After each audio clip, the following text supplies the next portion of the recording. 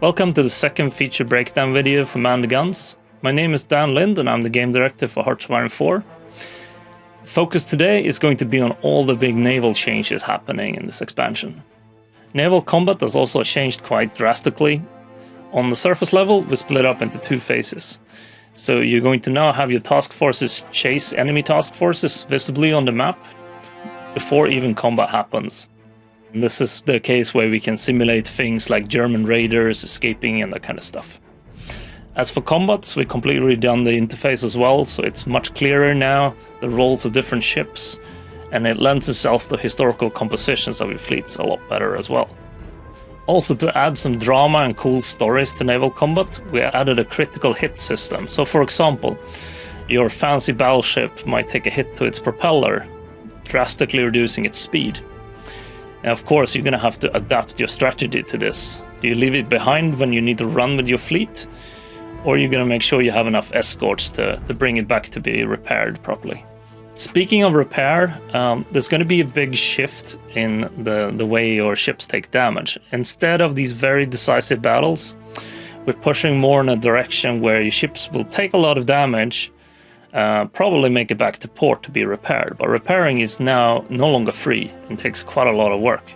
So you have to dedicate dockyards. We have a fully new interface for managing all the repair. You can decide which ports are safe to repair in, for example, how to prioritize them. And this creates a whole different kind of layer of gameplay where you need to make sure that you take care of your fleets. You can't just use them as a one-off. You need to be careful with them. Now, combat damage isn't the only way your ships are going to take damage in the game anymore. There's a whole new mechanic about mines, so your ship might have been hitting enemy mines as well. This is sort of a way to add Conquest of the Seas kind of gameplay as well. So you can both sweep mines as well as place mines, and both for defensive and offensive reasons. So for example, mining your coastline is going to make it harder to invade it. It's going to help you there. But as a minor nation on the offense, but maybe not with a fleet strong enough to challenge Britain, can be dropping mines in sea lanes, that kind of stuff. Costs a lot more for the big nations to clean this stuff up, to save their convoys, than it does for you to sneak them out in the night. So this adds kind of asymmetrical gameplay options for weaker nations, where they've normally not had a lot of options in Hearts of Iron because of the size of certain nations' fleets. To help elevate the naval gameplay and give more options to players, we're adding a new ship designer to the game. That means that you yourself can decide what kind of capabilities your ships are going to have. For example, a destroyer can have anti-aircraft guns, you can have main armaments, you can have torpedoes, you can have anti-sub. So lots of different options. And all of these kind of come with trade-offs. So up to you what kind of designs you want to do. If you want to have a destroyer that can do everything, have a couple of different destroyers optimized for certain tasks. This goes for any ship class as well. Of course, when it comes to a battleship, you're probably going to be seeing how many guns you can cram on there. Speaking of big ships as well, they come with a big investment, so you want to improve them in the future as well. So we're adding refitting, which means that you can send your ships back into the production and have them refitted with stuff. And depending on what kind of size here, it will take different kinds of time. So just slapping on some anti-aircraft fire, not a big deal. If you're going to be switching out turrets, that's going to take you a long time. But maybe that's time you want to spend to modernize your old navy. When it comes to your admirals, we've done a similar thing that we did in Waking the Tiger for your generals there. So you're going to be able to groom your admirals now with traits and new skills. So we have 3 different kinds of traits. We have earnable traits, and these are the kind of things where you're fighting in a certain terrain or a climate. So for example, your admiral become better in Arctic waters. Maybe he's really good at hiding in the shallows or in the archipelagos. The more you fight in these kind of terrains, the better you're going to be at them. This can give you a bit of a home advantage, for example. Then there's the stuff that really lets you tailor your admirals, and these are the assignable traits. So these are the ones you pick yourself. And that means you can sort of plan ahead, for example. Examples here is a concealment expert is kind of a perfect match if you want to have a submarine heavy force.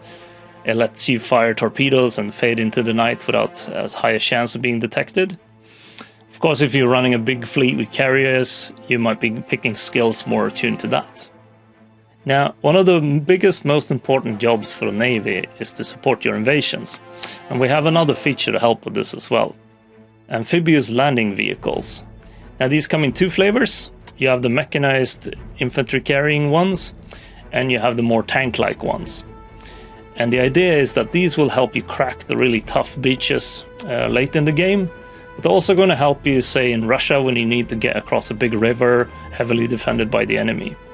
Now, there's also several smaller features that tie into the naval theme. So, for example, you'll be able to train your navies in peacetime. You, of course, also will be able to train your air force now as well. There is new diplomatic options, so you can request docking rights from the neutral. So, for example, as Germany, you'll be able to run your submarines out of Spain to reach into the British Empire easier. There's also more control over actually where your shipping routes are going.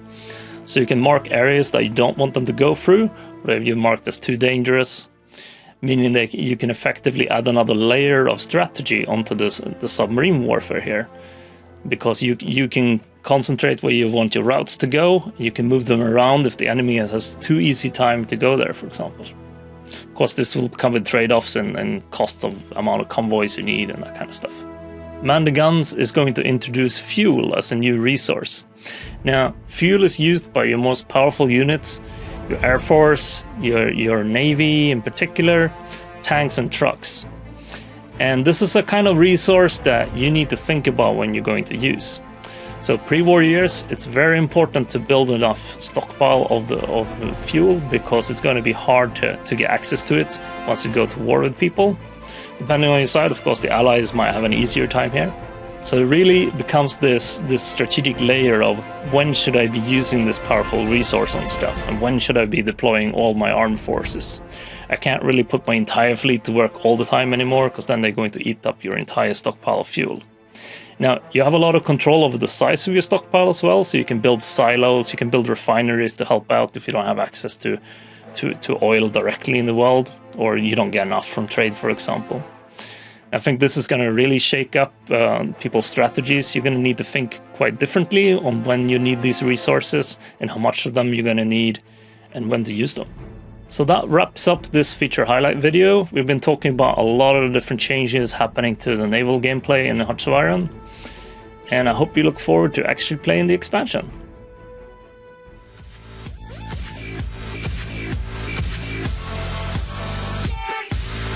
Like and share if you enjoy the video and think others might benefit from this, and of course subscribe and hit the notification button if you are new to the channel and want to be notified every time I post a video.